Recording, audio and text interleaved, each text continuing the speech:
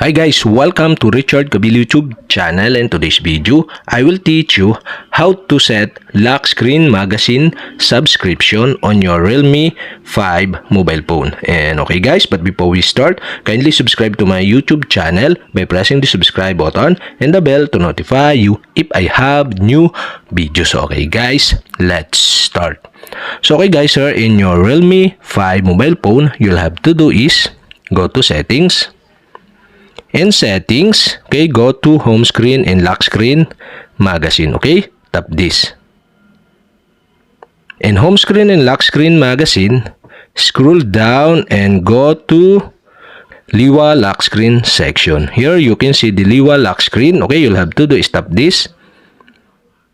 And now you can see the lock screen magazine. And okay guys, you'll have to do is enable the lock screen magazine. To enable this, you'll have to do is switch on the switch button on the right side.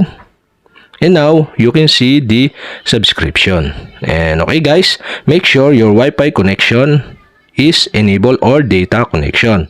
So okay guys, you'll have to do is go to subscriptions.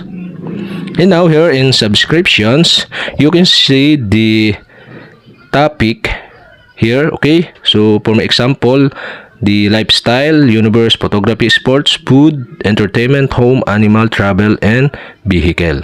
And okay guys, so I subscribe into lifestyle, universe, photography, entertainment, and travel. So okay guys, you can add the subscription. For my example, I add the home, okay? So you'll have to do is tap the home and you can see the check on the circle.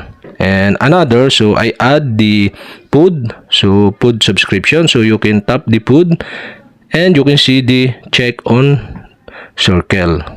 And okay guys, so after you select the subscription to your lock screen magazine, so okay, you'll have to do is tap the save button below to save your subscription on lock screen magazine. And that's it. Okay, we have successfully set the lock screen magazine subscription on Realme 5 mobile phone. And okay guys, if you have a question, kindly comment below. And don't forget to hit the subscribe button and the bell to notify you if I have new videos. Okay guys, thank you for watching.